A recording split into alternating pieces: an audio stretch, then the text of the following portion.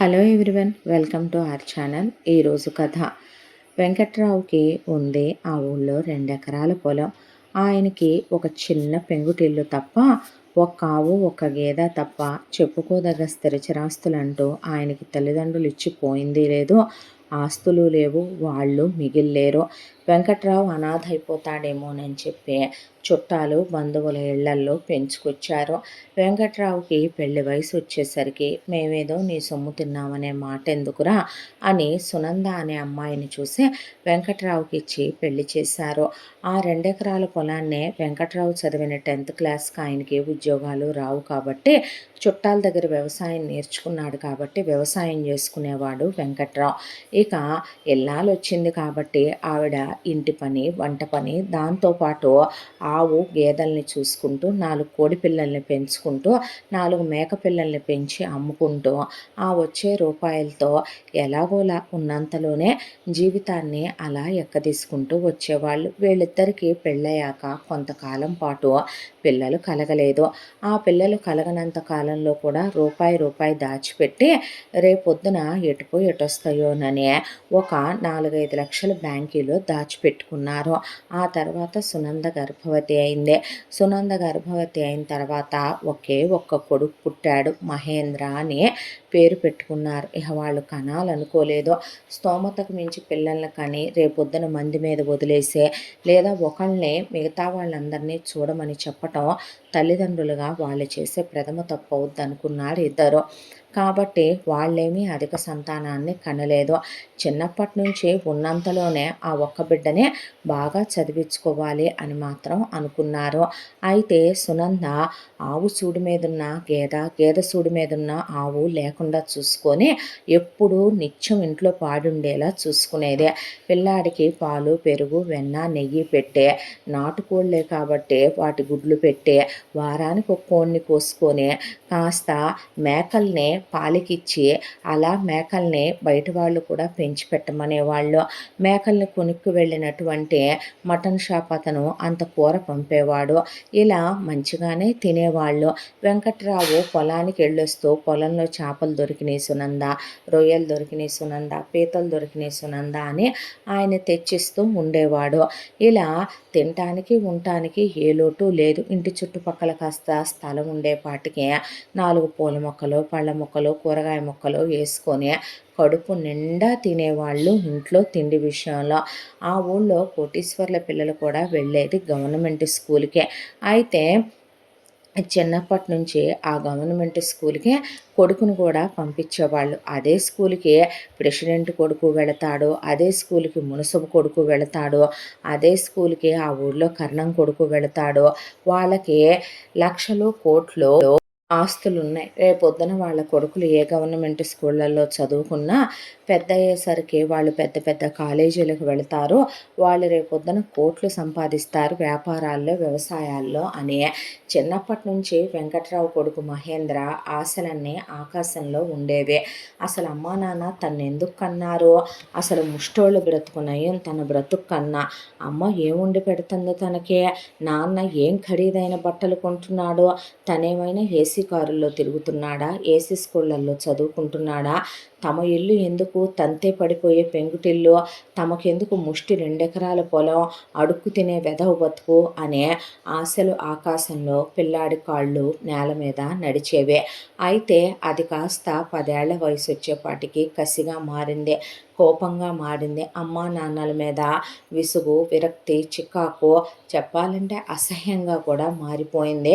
వాళ్ళు డబ్బులు సంపాదించలేని అసమర్థులు అనే దాంతో తనే సంపాదించాలని పట్టుపట్టి మెరిట్ల మీద నిద్రాహారాలు మాని చదివేవాడు. అలా చదివినందుకు 100కి 100, 100కి 100 మార్కులు వచ్చేవి. అలా 10th వరకు చదువు కంప్లీట్ అయిపోయింది. ఆ తర్వాత ఇంటర్ కాలేజీలో చేరాడు. పిల్లాడు మెరిట్ ఉంది కాబట్టి కాలేజీ ఫీజులు చాలా తక్కువకే వచ్చేవి. ఆ తర్వాత ఎంసెట్‌లో టాప్ ర్యాంక్ కొట్టి పెద్ద యూనివర్సిటీలో ఇంజినీరింగ్‌లో చేరాడు. చిన్నప్పటి నుంచి పిల్లాడికి తల్లిదండ్రుల కష్టం అర్థం చేసుకోవటం, వాళ్ళ బాధను అర్థం చేసుకోవటం ఇలాంటివి అసలు అలవాటు లేదు. పైగా వాళ్ళు ఎక్కడి నుంచి తెచ్చిస్తారని ఒక్కసారి కూడా ఆలోచించుకునేవాడు కాదు. నేను ఇంజినీరింగ్ కాలేజీకి వెళ్తున్నాను నాన్న, అందరు స్నేహితులు బళ్ళ మీద వస్తున్నారు, ఎటో అడుక్కు తినే బతికే, నేను మాత్రం బస్ తీసుకొని వెళ్ళనా, నాకు ఈ బండి కావాలి కొనివ్వు, ఆ బండి ఖరీదు 2,00,000 అని చెప్పి వెళ్ళిపోవటమే తప్ప ఆయన ఎలా తెస్తాడు ఏంటని ఆలోచించడు మహేంద్ర. ఆయనే ఊళ్ళో ఉన్న వాళ్ళ దగ్గర అప్పు తీసుకొని ఆయన ఆవిడ కలిసి కడుపు కట్టుకొని పిల్లాడి వరకు కడుపు నిండా పెట్టి వాళ్ళు ఏ పచ్చడో ఏ రసమో పూసుకొని తాగి మరి ఆ అప్పులు మాట పోకూడదు కదా పల్లెటూళ్ళల్లో.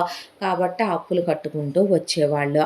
నేను ఇంజినీరింగ్ కాలేజీకి వెళ్తున్నాను నాన్న, నాకు బట్టలు కావాలి, తీసుకెళ్ళి ఇప్పిద్దామంటే అక్కర్లా డబ్బులు ఇవ్వు అనేవాడు.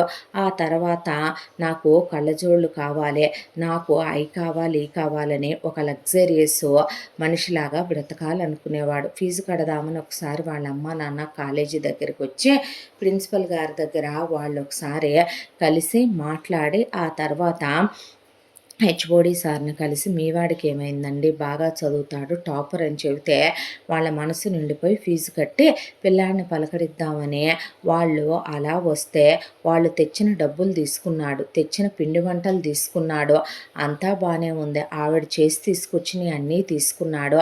అక్కడ ఉన్న అమ్మాయిల్లో బాగా డబ్బున్న అమ్మాయిలు, కారులో వచ్చే అమ్మాయిలు ఎవరు అని అడిగితే మా ఇంటి పాలేరు పెళ్ళాం, మా మమ్మీకి నేనంటే చాలా ఇష్టం, అందుకే నా కంట్రీ ఫుడ్స్ అంటే ఇష్టమని ఇవన్నీ పంపించారు అని చెప్పి చూపించి వాళ్ళని టేస్ట్ ఇట్ అని చెప్పి చెప్పాడు. అయితే వాళ్ళ అమ్మ నాన్నలకు ఆ విషయం తెలియదు. కొడుకు సంతోషంగా ఉన్నాడు, ఆనందంగా చదువుకుంటున్నాడు, రేపు గొప్పోడవుతాడు, ఒక్కగానొక్క బిడ్డ, వాడిని బాగా చదివించుకోవాలనేగా ఒకప్పుడు అనుకుందే అనే దాంతో పాపం వాళ్ళు పిల్లాడిని చూసుకొని వెళ్ళిపోయారు.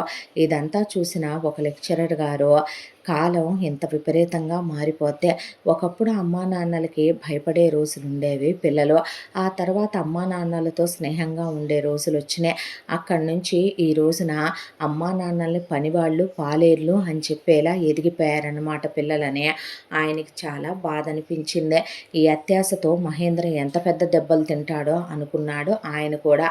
ఆ తర్వాత ఇలా రోజులు గడిచిపోతూ మహేంద్రదే బీటెక్ అయిపోయి ఎంటెక్ అయిపోయింది. తను చదివిన చదువుకైతేనేమి, తను చదివిన కాలేజీకి అయితేనేమి స్టార్టింగ్ ప్యాకేజే 80,000 రూపాయల ఉద్యోగం వచ్చింది.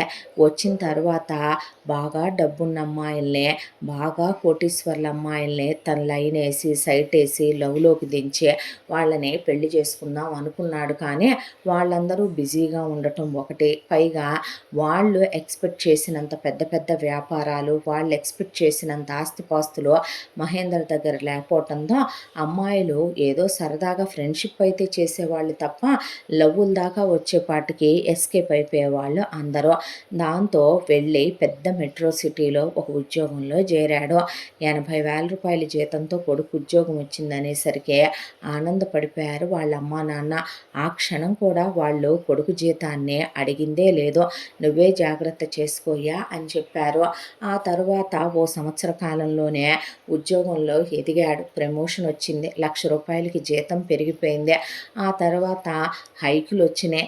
తను అప్పటి వరకు కూడా నలుగురు ఫ్రెండ్స్తో పాటు నెలకు 10,000 కట్టే రూమ్ షేర్ చేసుకుంటూ ఉండేవాడు. ఇక్కడ బైక్ అక్కడికి తీసుకెళ్ళిపోయాడు.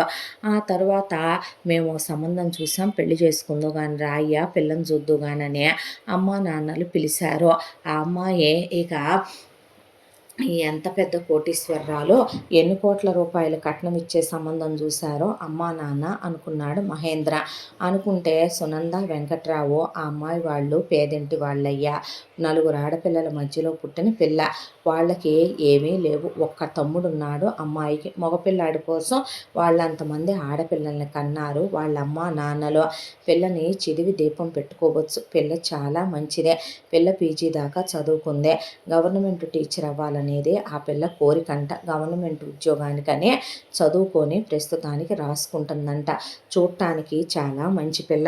స్వార్థం, అత్యాస లేడి పిల్లనే కదా చేసుకుంటే నీ జీవితం బాగుంటుంది అన్నారు అమ్మా నాన్నలు. చూడటానికి పెళ్ళామేమే భూలోక రంభ కాదు, అలాగని పెళ్ళాము అనాకారి కాదు, సాంప్రదాయబద్ధంగా హోమ్లీగా ఉండే ఒక అమ్మాయే.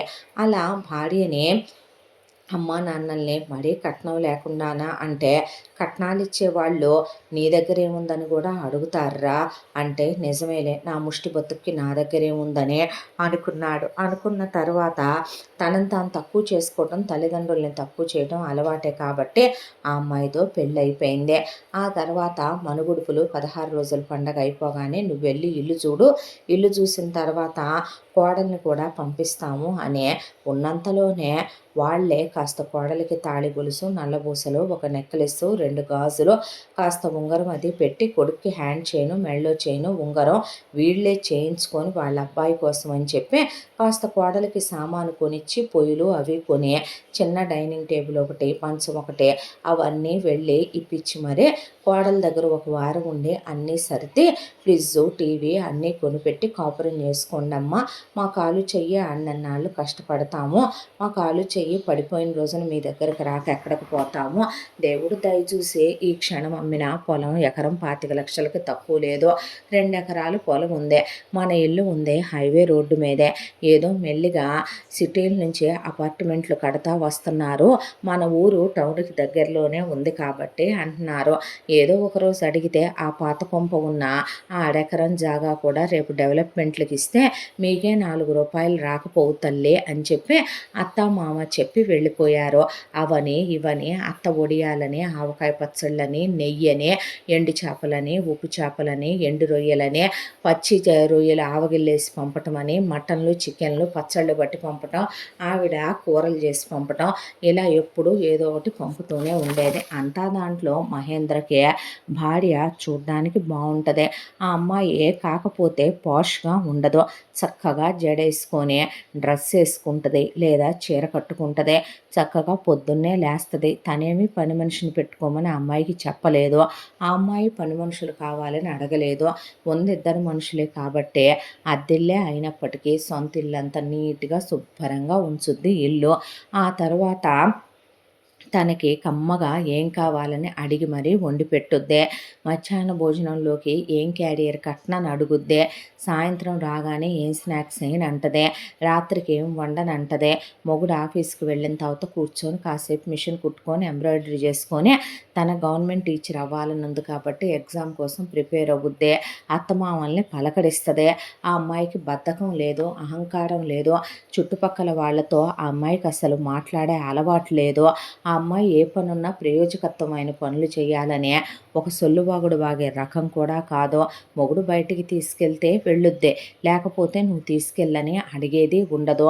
మొగుడు కొనిస్తే ఏదైనా కొనుక్కుంటుంది, లేదంటే నాకు అయి కావాలి ఈ కావాలి అని కూడా ఆ అమ్మాయి ఒక్కటి కూడా అడగదు. ఎంతసేపు ఇంట్లో ఉంటుంది. కాకపోతే అంతా దాంట్లో డిసప్పాయింట్మెంట్ ఏంటంటే మహేంద్రకి పెళ్ళాం పాష్గా ఉండదు. 1 జీన్స్లు టీషర్ట్ లేదు, 2 హెయిర్ కట్లు చేయించుకొని పెళ్ళాం మేకప్లు వేసుకొని జిగేల్ రాణిలాగా ఉండదు. ఇంకో విషయం ఏంటంటే పెళ్ళాము ఈ రోజుల్లో అమ్మాయిలాగా ఇంగ్లీషుల్లో నోట్లో గోళీలు వేసుకొని మాట్లాడినట్టుగా మాట్లాడదు. మరొక విషయం, ఎప్పుడు చూసినా పెళ్ళానికి స్వార్థం ఉండదు. ఇక ఆశ పడకూడదు, అంత అత్యాశ మంచిది కాదు అని చెప్పుద్ది తనకే. నువ్వు ఆపుతావా, నీ పని నువ్వు చూసుకుంటావా, జీవితం అంటే ఇంకింతేనా, అయిపోయింది, ఇంకేముంది, చదువుకోవాలనుకున్నాను చదువుకున్నాను. తనకేమీ తక్కువ జీతం రావట్లేదు. ఎప్పుడైనా జీతం 1.25కి పెరిగిందే అయినా తృప్తి లేదు. ఆ అమ్మాయి జీతం అడగదు, తనే అకౌంట్లో వేసుకుంటాడు. చిన్న పిల్లాడిలాగా తనేం మాట్లాడినా ఆ అమ్మాయి అసలు పట్టించుకోదు, దగ్గరికి తీసుకుంటుంది. పొద్దునంతా అలిసిపోయి వస్తాడని రాత్రికి చాలా క్లోజ్గా ఉంటుంది. ప్రతి రేయి పున్నమి రేయిలా గడిచిపోద్ది. వాళ్ళిద్దరి మధ్య అంత మమకారం, అనురాగాన్ని పంచుద్ది భార్య. దాంతోపాటు ఆ అమ్మాయికి ఒంట్లో బాగాలేదని ఓ రోజు కాఫీ పెట్టుకుంటుంటే చేయి కాలిందని పరిగెత్తుకుంటూ వచ్చి అంత జ్వరంలో కూడా మొగుడు కోసం అని చెప్పి కాఫీ పెట్టి బయట ఫుడ్ నచ్చదని తింటే పడదని టిఫిన్లు చేసి భోజనాలు వండి మరి పంపుద్ది ఆఫీస్‌కి. అత్తయ్య ఆవకాయ పంపారు, ముద్దపప్పు చైనా, వడియాలు పంపారు, ఉప్పుచారు పంపారు, పప్పుచారు జైనా. ఇలా మొగుడికి ఇష్టమైనయే తనిష్టాల్ని చేసుకొని బ్రతికే అమ్మాయే వాహిని. ఇక అత్తామామలొస్తే అబ్బో పెద్ద ఉద్యోగస్తుడు దొరికాడు, పిల్లని కానీ కట్నం లేకుండా చూసుకున్నాడని ఎత్తి నెత్తిన పెట్టేసుకొని ఎక్కడ లేని గౌరవం ఇచ్చే వచ్చేటప్పుడు వాళ్ళకున్నంతలోనే బట్టలు కొనుక్కో బాబు అని వాళ్ళు 5,000, 10,000 చేతిలో పెట్టి వెళుతూనే ఉండేవాళ్ళు. ఇలా రోజులు గడిచిపోతూ ఉండగా తన ఆశకైతేనేమి ఏమైతేనేమి 2 సార్లు ఎగ్జామ్ రాసింది వాహిని, పోయిందే. పోయిన తర్వాత ఎందుకీ పనికిమాలిన ఈ నేల టికెట్ ఉద్యోగాలన్నీ నీకు, పని పాట లేకపోతే సరి అన్న ఆ అమ్మాయి నవ్వేసి ఊరుకునేదే. ఏదైనా ప్రాక్టీస్ మేక్ మ్యాన్ పర్ఫెక్ట్ అని రాయిగా రాయిగా ఒకరోజు తగులుద్దిలే నా ఉద్యోగం అని నవ్వేసేదే. మొగుడు మాటలను అమ్మాయి అవమానంగా తప్పుగా కూడా తీసుకునేది కాదు. అనుకోకుండా మహేంద్రకి ఆన్ సైట్ వచ్చిందే. మేనేజర్ పిలిచి, ఒకటి నువ్వు వెళితే కనుక అక్కడే ఉండిపోవచ్చు మహేంద్ర, ముందైతే నువ్వు వెళ్ళిన తర్వాత ఒక 6 నెలల కాలంలోనే మళ్ళీ నువ్వు తిరిగొచ్చి అక్కడే ఉండేటట్టయితే ఏర్పాట్లు చేస్తాం. నీ భార్యను కూడా తీసుకొని ఫ్యామిలీతో వెళ్ళిపోవచ్చు. తర్వాత మీ అమ్మా నాన్నల్ని తీసుకెళ్ళిపోయి ఇంక అక్కడే సెటిల్ అవ్వచ్చు అని చెప్పాడు ఆయన. అదే విషయం భార్యకి చెప్తే, అక్కడికి వెళ్ళి మరి ఆ రొట్టె ముక్కలు అయ్యి తినాలంటావా? ఇక్కడ ఇప్పుడు ఏం లేదనే 1,25,000 జీతం వస్తుంది. మెల్లిగా ఇంకో 4 ఏళ్లలో ఆ జీతం ఎటూ పెరుగుద్ది. నువ్వు వెంటనే పిల్లల్ని కనాలనుకోవటం లేదు కదా, నీ ఇష్టం అన్నా, నీకు నచ్చాకే కందామన్నాను. మన పెళ్ళై 2 ఏళ్ళు అయింది, ఇంకొక 5 ఏళ్ళు ఆగుదామన్నావు. ఆలోపు నీ జీతం 2 లక్షలు దాటదా? ఆలోపు మనకి కాస్త ఇల్లు కొనుక్కోలేమా, కారు కొనుక్కోలేమా? ఇలాంటి లాటరీ బతుకులు, ఇలాంటి లాటరీ మాటలు ఇక్కడ ఉంటే ఇలాగే ఉంటుందిలేమ్మనమని ముందు నేను వెళ్తాను, తర్వాత నిన్ను తీసుకెళ్తాను, వచ్చిన అవకాశాన్ని పోగొట్టుకోలేను అంటే నేను అత్తమామలతో ఉంటానంది ఆ అమ్మాయి. సరేనని ఇక్కడ సామానన్ని ఎత్తుకెళ్ళి అక్కడ పడేసి పెళ్ళాన్ని అక్కడ దింపి పెళ్ళాంతో కొన్ని రోజులు సంతోషంగా గడిపి అమెరికాకి ఎగిరిపోయాడు. తనకి ఆ అమెరికా లైఫ్ చాలా చాలా నచ్చేసింది. పెళ్ళాంలాగా అక్కడ పొద్దున్నే లేచి జిడ్డు మొహంతో చీరలు కట్టుకొని డ్రెస్సులు వేసుకొని లేపేవాళ్ళు లేరు. పొద్దున్నే లేవగానే దోశ పోయినా, పూరీ చేయనా, ఇడ్లీ వండనా అని అడిగేవాళ్ళు లేరు. చక్కగా శాండ్విచ్లు, బర్గర్లు, పిజ్జాలు ఇవన్నీ తినొచ్చు. దాంతోపాటు హ్యాపీగా అక్కడ ఆడవాళ్ళు పొట్టి పొట్టి బట్టలు వేసుకొని ఏమన్నా అందంగా ఉంటారా? అస్సలు ఒళ్ళు దాచుకోరు పాపం.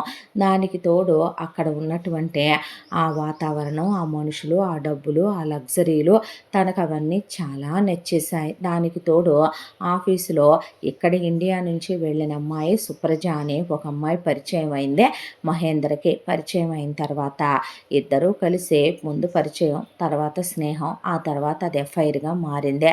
ఎఫ్ఐఆర్గా మారాక సుప్రజ చాలా పోష్గా ఉంటుంది, బికినీలు వేసుకుంటుంది బీచ్లకు వెళితే. అసలు చెప్పాలంటే గనక మహేంద్రకి రంభ, ఊర్వశి, మేనక లాంటి వేశ్యలు కూడా ఇవ్వలేనంత సుఖాన్ని ఇస్తుంది. తన భార్య ఆమె ముందు వేస్ట్ అనిపించేసిందే. తన జీతం కూడా ఇక్కడికి వచ్చాక బాగా పెరిగిపోయింది డాలర్లో. ఇక సుప్రజ ఉద్యోగం చేసుద్దే. తన జీతమే తను ఒక ఇల్లు తీసుకున్నాడు, కాపురం పెట్టుకున్నాడు. అక్కడ అన్నీ బయట నుంచి ఆర్డర్ చేసుకొని తింటారు ఫుడ్స్. ఇక రోజు వెళ్ళి ఏదో ఒకటి చూసొస్తారు. ఆ తర్వాత అంతా శృంగారానికే సమయం కేటాయిస్తారు. సుప్రజను పెళ్లి చేసేసుకున్నారు అనుకున్నాడు. ఇక వాహినితో తన లైఫ్ గడపలేని అనుకున్నాడు. 6 నెలల తర్వాత రమ్మని అన్నారు కాబట్టి ఇండియాకి వెళ్తూ ఒక 5 లక్షలు ఎత్తుకెళ్ళి టేబుల్ మీద పెట్టి విడాకుల కాగితం మీద సంతకం పెట్టేసే, నాకు నీతో ఉండటం ఇష్టం లేదన్నాడు. నీలాంటి జిడ్డు మొహం దాంతో కాపురం చేయలేనన్నాడు. మీలాంటి అమ్మా నాన్నలకు పుట్టడం నేను ఎప్పుడో చేసుకున్న పాపం అన్నాడు. బతికున్నంతకాలం నేను ఈ పల్లెటూరు బయతులకు కొడుగ్గా, నీలాంటి రోత పుట్టే పెళ్ళానికి మొగుడుగా ఉండలేను.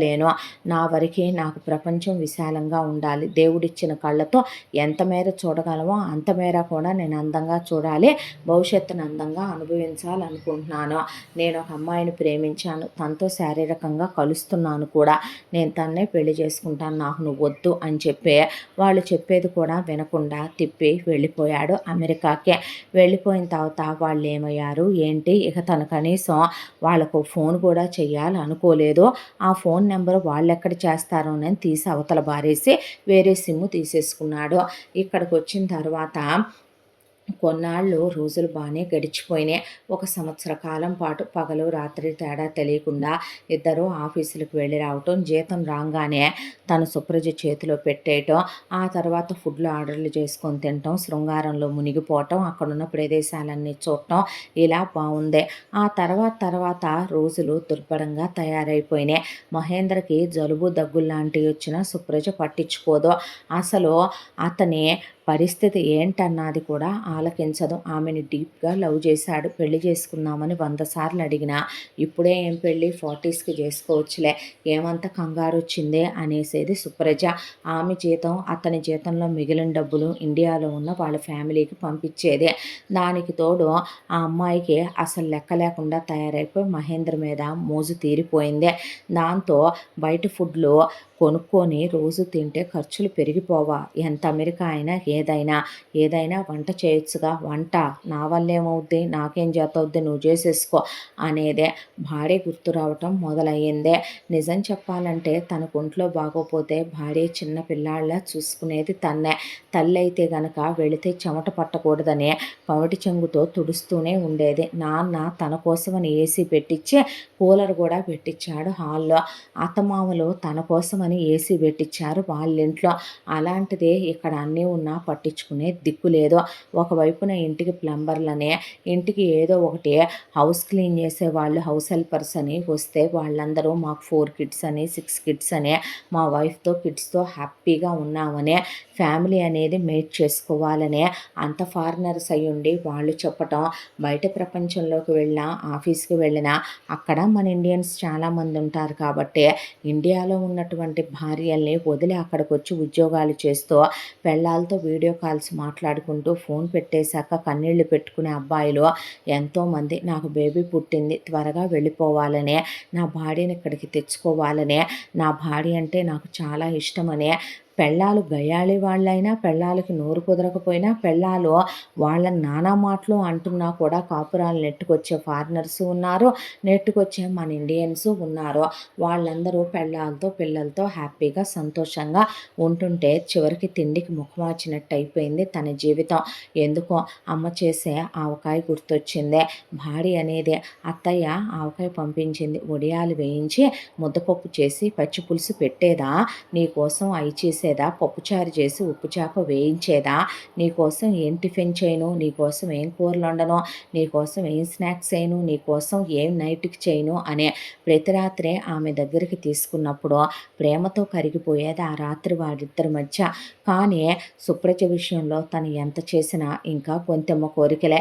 నా కోసం నువ్వు అయి తేలేదంటది, ఈ తేలేదంటది, అయి కావాలంటది, ఈ కావాలంటది, నువ్వు వేస్ట్ ఫెలో అంటది. ఇంగ్లీష్లో ఎంత మాట పడితే అంత మాట బూతులు తిట్టుద్ది. తన పెళ్ళాన్ని చెండుకు తిన్నా, తన పెళ్ళాన్ని నానా మాటలన్నా ఒక్కరోజు కూడా ఒక్క మాట కూడా అనేది కాదు వాహిని. నవ్వేసుకొని ఊరుకునేదే. అంతోటి గవర్నమెంట్ ఉద్యోగం నీకు వచ్చుద్దా, నేల టికెట్ ఉద్యోగాల కోసం నువ్వు ఇదవుతున్నావు అన్నా కూడా ఏ రోజు ఏమనేది కాదు. తనే అత్యాశ పడొద్దంది, తనే ఆశపడొద్దని చెప్పిందే. కానీ తను ఎందుకు ఇంత తప్పుడు నిర్ణయం తీసుకున్నాడు? నిజం చెప్పాలంటే సుప్రజ కన్నా తన భార్య వాహిని చాలా అందంగా ఉంటుంది. నిజం చెప్పాలంటే ఆ అమ్మాయి జుట్టు చాలా పెద్దదే. ఆ జుట్టు అలా జడ వేసుకున్న, తలస్నానం చేసినప్పుడు లూజుగా అలా అమ్మాయి క్లిప్ పెట్టుకున్న వెనక నుంచి చాలా అందంగా ఉంటుంది, ఎదరు నుంచి ఇంకా అందంగా ఉంటుంది. చీర కట్టుకున్న, కాళ్ళకి పట్టీలు, గోళ్ళకు వేసుకునే గోరింటాకు, ఆ తర్వాత ఆ అమ్మాయి పెట్టుకునే గోళ్ళ రంగు, ఆ అమ్మాయి అమ్మ వాళ్ళు పెట్టిన కొద్ది నగలు వేసుకున్న మెరిసిపోయేది. ఇల్లు నీటుగా ఉంచేది, పూజ పునస్కారం దీపధూపాలతో ఇల్లు మెరిసిపోతూ ఉండేదే. కమ్మగా వండి పెట్టేదే, తన్నెంతో ప్రేమగా చూసుకునేదే. కానీ తన జీవితంలో ఈరోజు ఉన్నాయా? తన్ని పట్టించుకునేవాడున్నాడా? తన భార్య పరాయి మగాడి వైపు కన్నెత్తి కూడా చూడదో, ఎదురింటి వాళ్ళతో కూడా మాట్లాడదో. సుప్రజ ఒక రోజున విచ్చలవిడితనంగా పబ్బులకి తిరగటం, క్లబ్బులకి తిరగటం ఏంటిదంటే, నువ్వు నన్ను పోషించలేకపోతున్నావు కాబట్టి నన్ను వాడు ఎంత ఎక్స్‌పెన్సెస్ అయినా తట్టుకుంటానన్నాడు. ఇలాంటియన్నీ ఫారెన్‌లో సహజం. చూసి చూడనట్టు ఊరుకోవాలి. పెళ్లి చేసుకుందాం అన్నాడు మనసు చంపుకోలేక. పెళ్ళిప్పుడే కాదన్నానుగా, 40స్‌లో అన్నానుగా. అయినా ఇప్పుడే పెళ్ళికంత కంగారేమొచ్చిందే? నువ్వు అలా చేయటం తప్పు కాదా అన్నాడు. ఎందుకు తప్పు అవుద్దే? నీకు నచ్చిన దాన్ని నువ్వు చూసుకొని సుఖపెట్టు, సుఖపడు. నేనేమైనా వద్దన్నానా ఏంటి అనేయటం మొదలుపెట్టింది. ఇద్దరి మధ్య గొడవలు, ఘర్షణలు అవి పెద్ద పెద్దయి అయిపోతూ ఒక రోజున అనుకోకుండా సడన్‌గా తను సుప్రజ పనిచేసే ఆఫీస్‌కి వెళ్ళాడు. వెళ్ళేసరికి రూమ్‌లో బాస్తోనే చాలా క్లోజ్‌గా ఆ అమ్మాయి ఇంటిమేటెడ్‌గా ఉండటం చూసేశాడు. దాంతో ఇంటికొచ్చేసరికి చెంపలు పగలగొట్టాడు. "నువ్వెవరు నన్ను కొట్టడానికని" తిరగబడి కొట్టింది సుప్రజ. "నా డబ్బులు నాకు పడేయి" అన్నాడు. "ఇన్నాళ్ళు నన్ను ఫిజికల్‌గా యూజ్ చేసుకున్నందుకు మరి నువ్వు మొత్తం వాటన్నిటికీ లెక్క కట్టి చెప్పరా" అంటే, "నువ్వేమైనా అంత పెద్ద ఫిగర్‌వా" అంటే, "మరి ఈ ఫిగర్ కోసమేగా నీ పెళ్ళాన్ని వదిలేసి వచ్చావు. నువ్వేమైనా పతివ్రతవా ఏంటే? నువ్వేమైనా పతివ్రత పురుషుడివా ఏంట్రా? అమ్మా నాన్నల్ని మోసం చేసి పెళ్ళాన్ని వదిలేసి వచ్చిన వల్గర్ ఫెలోవి" అని సూట్ కేస్ సర్దుకొని అక్కడి నుంచి వెళ్ళిపోయిందే. ఇప్పుడు తన దగ్గర డబ్బులున్నాయి, తన దగ్గర హోదా ఉంది, తన దగ్గర అంతస్తుంది. కానీ తన దగ్గర పలకరించడానికి నా అనేవాళ్ళు లేరు, అమ్మా నాన్నలు లేరు, తనకు కష్టం సుఖం చెప్పుకోవటానికి భార్య లేదు. ఆ రోజున మేనేజర్ ఓ మాట అన్నాడు, "నువ్వు వెళ్ళాక మీ అమ్మా నాన్నల్ని నీ భార్యని తీసుకొని వెళ్ళమని." అలా వచ్చినా కూడా హ్యాపీగా ఉండేవాడు కదూ. ఇక్కడికి వచ్చి పెళ్ళాంతో ఎంఎస్ చేయించుకున్న ఉద్యోగం వచ్చి ఉండేదే. చక్కగా 4 రూపాయలు వచ్చి, అసలు తనకి ఏం తక్కువని? అక్కడున్నప్పుడైనా పెళ్ళాం చెప్పినట్టు తన జీతం 1,25,000 ఉండే కొద్దీ ఆ జీతం ఇంకా పెరిగేది. పెళ్ళానికో గవర్నమెంట్ ఉద్యోగం వస్తే ఆమెకి ఎలా లేదన్నా మంచి జీతం వచ్చేది. తను గవర్నమెంట్ ఉద్యోగానికి రాసుకుంటే పై డబ్బులని అవని తన చేతిలోనూ ఉండేవి. నాన్న 2 ఎకరాల పొలం పిల్లల కోసం ఉంచాడు. ఆ 2 ఎకరాల పొలం ఎకరం 25,00,000 ఆ రోజు రేటు.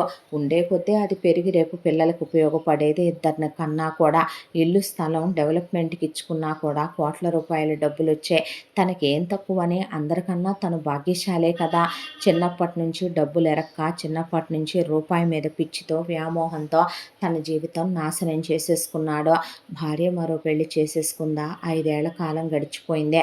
ఇంకా చేసుకోకుండా ఎందుకుంటదే? ఈ రోజుల్లో ఇండియాలో అబ్బాయిలు కూడా చాలా బ్రాడ్ మైండెడ్‌గా ఉన్నారు. మంచి అమ్మాయిల్ని ఏ అబ్బాయిలు పోగొట్టుకుంటారు? తనలాంటి మృగాలు తప్ప. కనీసం అమ్మా నాన్నల కాళ్ళ మీద పడైనా తను చేసిన తప్పు క్షమించమని అడిగి ఇంక తను అమెరికాలో ఉండకూడదు, ఇండియాకు వెళ్ళిపోవాలి. అమ్మా నాన్నల్ని తెచ్చి తనతో ఉంచుకోవాలి. జన్మకు సరిపడా బుద్ధొచ్చిందే, జ్ఞానోదయం అయిందే. తను మళ్ళీ పెళ్లి చేసుకోవాలని అనుకోవట్లేదు. ఉన్నన్నాళ్ళు అమ్మా నాన్నల్ని చూసుకుంటూ ఆ తర్వాత ఎవరినైనా కిడ్నాప్ చేసుకునైనా బతికేయాలని ఇక్కడి నుంచి అప్లై చేసుకున్నాడు. ఇండియాలో నెలకే 4,00,000 రూపాయలు ఉద్యోగం వచ్చిందే. దాంతో ఇక వెనక్కి తిరిగి మొత్తం సర్దుకొని బయలుదేరాడు. బాగా దిట్టంగా డబ్బులున్నాయి అకౌంట్లో, దేనికి లోటు లేదు ఇప్పుడు. కానీ ఇండియా వచ్చాడు. వచ్చిన తర్వాత వాళ్ళ అమ్మా నాన్నలు ఉన్న ఇంటి దగ్గరికి వెళ్ళాడు. వెళితే వాళ్ళ అమ్మా నాన్నలు ఉండే ఇల్లు తాళం వేసేసి ఉంది. పక్కింటి వాళ్ళు 5 ఏళ్ళయింది వెళ్ళి, అయిపో ఆజా లేవు, మొహం కూడా చూపించి ఫోన్ కూడా చేయలేదు, ఏంది ఇప్పుడు ఇటొచ్చావు అనేపాటికి మా అమ్మ నాన్న అనేపాటికి, "ఏడున్నారు మీ అమ్మ నాన్న" అంటే, "మీ ఆవిడకి ఉద్యోగం వచ్చిందే, సిటీలో ఉంటున్నారు, వెళ్ళిపోయే" అన్న తర్వాత, "తను మళ్ళీ పెళ్లి చేసుకుందా" అని అడిగాడు మనసాక్క. "వెళ్ళి చూసుకో, చేసుకుందో లేదో తెలుసుద్దే" అన్నారు వాళ్ళు. అన్న తర్వాత చేసేసుకొనే ఉంటుంది. వాళ్ళ మాటల్లో తనకు అదే అర్థమైందే. ఎందుకుండాలి తను చేసిన మోసానికి 5 సంవత్సరాల పాటు పెళ్లి పేరంటం లేకుండా అని వెళ్ళి వాళ్ళు చెప్పిన అడ్రస్ ప్రకారం ఆ ఇంటి దగ్గర ఆగేసరికి వాళ్ళ నాన్న కుర్చీలో కూర్చొని ఉన్నాడు. వాహిని ఉద్యోగానికి బయలుదేరుతుంది. వాళ్ళమ్మ వాకర్ మీద నడుస్తుంది. వెళ్ళి తండ్రి కాళ్ళ మీద పడ్డాడు. ఆయన లేపి చెంపలు చెంపలు వాయించి, "కడుపుకు అన్నం తింటున్నావా? కంపలెమ్మటి గడ్డి తింటున్నావా? పనికిమాలిన ఎదవ. చిన్నప్పటి నుంచి నిన్ను ఒక్కడినే ఎందుకు కన్నామో తెలుసా? ఇంకొకళ్ళ కంటే నిన్ను పెంచగలిగినంత ఆనందంగా సంతోషంగా పెంచలేమని కనలేదురా పాపిష్టి ఎదవ. కట్టుకున్న భార్య దేవత లాంటిదైతే ఆ అమ్మాయిని వదిలేశావంటే" జరిగిందంతా చెప్పి తల్లి కాళ్ళ మీద పడ్డాడు. "నువ్వు వెళ్ళిన తర్వాత ఇక్కడ ఏం జరిగిందో తెలుసా? నువ్వు వెళ్ళావనే దిగుల్లో మీ అమ్మకి పెరాలసిస్ స్ట్రోక్ వచ్చింది, నాకు 2 సార్లు హార్ట్ అటాక్ వచ్చింది. ఆ పిల్లని మమ్మల్ని వదిలేసి రమ్మనమని వాళ్ళ అమ్మా నాన్న ఇంకో సంబంధం చూసి పెళ్లి చేస్తామన్నా మంచో చెడో ఒకడిని పెళ్లి చేసుకొని 2 ఏళ్ళు కాపురం చేశాను. నేను చచ్చినా వాడి జ్ఞాపకాలతో బ్రతికేస్తాను గానీ ఇంకో పెళ్లి చేసుకోను, రాను అందే. నీ మీద కసితో 4, 5 ఎగ్జాములు రాసిందే. గవర్నమెంట్ టీచర్ అవ్వలేదు గానీ ఇంకా పెద్ద ఉద్యోగమే వచ్చిందే గవర్నమెంట్ డిపార్ట్మెంట్లో కోడలికే. ఆ పిల్లే మమ్మల్ని తీసుకొచ్చి ఇక్కడ తల్లై, తండ్రై, కూతురై, కొడుకై చూసుకుంటుందే. నాకు 2 సార్లు ఆపరేషన్లు చేయించిందే. మీ అమ్మ లేచి వాకర్ తీసుకొని నడిచేలాగా చేసిందే. నువ్వు చేయాల్సిన పనులన్నీ ఆ అమ్మాయి చేసిందిరా పాపిష్టి ఎదవ, పనికి మాలిన సన్నాసే. నీలాంటి వాడికి పుట్టగతులుంటాయంట్రా. ఏం చూసిరా, దేనికిరా అంత అత్యాస? మనిషి పోతే ఏడవటానికే పక్కన ఒకళ్ళైనా ఉండాలి. నీ బతుక్కే డబ్బులు డబ్బులు డబ్బులు అని వెళ్ళావు. ఏం సాధించావు నువ్వు అనేపాటికే భార్య కాళ్ళు పట్టుకున్నాడు. క్షమించమని అడిగాడు. నీ ఔన్నత్యాన్ని నేను అర్థం చేసుకోలేకపోయానన్నాడు. నీ లోటు నువ్వు లేకపోవటం నాకు తెలిసిందన్నాడు. అమ్మా నాన్నల విలువ తను తెలుసుకోలేకపోయినందుకు క్షమించమని 4 రోజుల పాటు అన్నం నీళ్లు మాని వాళ్ళ మొహం మీదే తలుపులేసిన వాళ్ళ కాళ్ళు గడ్డాలు పట్టుకొని క్షమించమని అడిగాడు. ఎంతైనా పెళ్ళైన తర్వాత ఆ అమ్మాయి భర్తని ప్రేమించిందే. అతను ఇష్టపడ్డా లేకపోయినా ఆ అమ్మాయే అతన్ని సంపూర్ణంగా భర్తగా అంగీకరించింది. మారి వచ్చానంటున్నాడు. పశ్చాత్తాపడుతున్నాడు. మారిన మనిషిని అర్థం చేసుకోవాలి. ఒక అవకాశం ఇవ్వాలి. తను మధ్యతరగతి ఆడదే. ఇప్పుడు తను మొగుడిని తన్ని మొగసాలకెక్కినట్టు ఇంకొకరిని చేసుకున్నంత మాత్రాన తనేమీ ఫస్ట్ హ్యాండ్ అయిపోదో. తప్పు చేశాడో. చేతులు కాలుతాయని తెలిసి కూడా పిల్లల్ని నిప్పు పట్టుకుంటామంటారు. ఒక్కోసారి ఆ నిప్పు పట్టుకొని కాలేంత వరకు వాళ్ళు మన మాట వినరు. మొగుడు ఈరోజు ఆ అమ్మాయికి చిన్నపిల్లాడిలాగే కనపడ్డాడు. అదే ఆ అమ్మాయి ఔన్నత్యం. ఆ అమ్మాయి గొప్ప మనసు. ఈ వయసులో అత్తామామలకి కొడుకుని దూరం చేయకూడదు. ఉన్న ఒక్కగానొక్క కొడుకుని దూరం చేసే వాళ్ళకి తను ఇప్పుడు ఇంకొక పుత్ర శోకాన్ని కలిగించలేదు. అది మహాపాపం. కాబట్టే భర్తని క్షమించిందే. ఆ తర్వాత బుద్ధొచ్చింది మహేంద్రకి. ఆ తర్వాత సంసారాన్ని సిటీకి తీసుకెళ్ళాడు. ఆ అమ్మాయిది గవర్నమెంట్ ఉద్యోగం కాబట్టి ట్రాన్స్ఫర్ పెట్టుకుందే. ఆ తర్వాత చక్కగా ఒక విల్లా కొనుక్కున్నారు. డబ్బులు తెచ్చాడు కాబట్టి కారు కొనుక్కున్నారు. అమ్మా నాన్నలకు ఆపరేషన్లు చేయించి వాళ్ళకు పూర్తిగా నయం చేయించుకున్నాడు. 2 పిల్లలు పుట్టారు. ఆ తర్వాత భార్య ఉద్యోగంలో బాగా ఎదిగింది. తను కూడా ఎదిగాడు. ప్రాపర్టీలు కొనుక్కున్నారు. ఈలోపు వాళ్ళ పొలం ఎకరం 50 లక్షలకి వెళ్ళిందే. 2 ఎకరాల పొలం అమ్మేసే ఇక వెంకట్రావు మహేంద్రకు పుట్టిన పాపకి బాబుకి బ్యాంకులో వేశాడు. ఆ తర్వాత ఆ ఇల్లు డెవలప్మెంట్కని అడిగి ఆ స్థలం తీసుకున్నారు. అందులో సగం ఫ్లోర్లు వీళ్ళకి, సగం కట్టేటటువంటి ఆ బిల్డర్కి అని చెప్పి తీసుకొని చాలా డబ్బులు వచ్చినాయి. కాసిన డబ్బులు వాళ్ళ పేరు మీద వేసుకొని కోడలికి మనవరాలకి బంగారం చేయించి మనవడి పెళ్ళానికి కూడా కొన్ని దాసి మిగతా డబ్బులు కొడుకు కోడలికే ఇచ్చేశారు. ఇప్పుడు తనదొక ఆనందమైన కుటుంబం. ఒకవైపున అమ్మకమ్మగా వండి పెడుతూ, భార్య ప్రేమగా చూసుకుంటూ, పిల్లలతో ఆడుకుంటూ, తండ్రి మంచి మాటలు చెప్తుంటే వింటూ, ఆఫీస్కి వెళ్ళొస్తూ పద్ధతిగా ఉంటున్నాడు. పక్క చూపులు చూడట్లేదు. తన భార్య కాబట్టే తను క్షమించింది. తన భార్య కాబట్టే అన్నాళ్ళు తన కోసం ఎదురు చూస్తూ ఉండిపోయింది. ఏ ఆడది అలా ఉండదేమో, ఏ ఆడది అలా క్షమించలేదేమో. తనలాంటి మగాళ్ళందరికీ తన కథ ఓ చెంపపెట్టు కావాలి. నిజం చెప్పాలంటే మనిషికి తృప్తి ఉండాలి. అత్యాశతో వెళ్ళే కొద్దీ మనిషి జీవితంలో చాలా కోల్పోతాడు. అబద్ధాలతో మనిషి జీవితంలో ఎప్పుడూ సంతోషంగా ఉండలేడు అనేది తను తెలుసుకున్నాడు. ఇప్పుడు తన జీవితం చాలా ఆనందంగా ఉంది. ఎంతటితో ఈ కథ పూర్తి. మళ్ళీ మరో మంచి కథతో కలుసుకుందాం. తప్పకుండా మన ఛానల్ని లైక్ చేయండి, షేర్ చేయండి, సబ్స్క్రైబ్ చేయండి, బెల్ ఐకాన్ క్లిక్ చేసి ఆల్ అనే బటన్ని ప్రెస్ చేయడం మర్చిపోకండి. ఈరోజు మరో కథ కూడా రాబోతుంది మన ఛానల్లో. తప్పకుండా విని ఆనందించండి. ఇంత మంచి కథను మనకు అందించిన కథా రచయిత్రి సాయి లలిత గారు. Thank you so much. మరో కథతో మీ ముందుకు వస్తాను.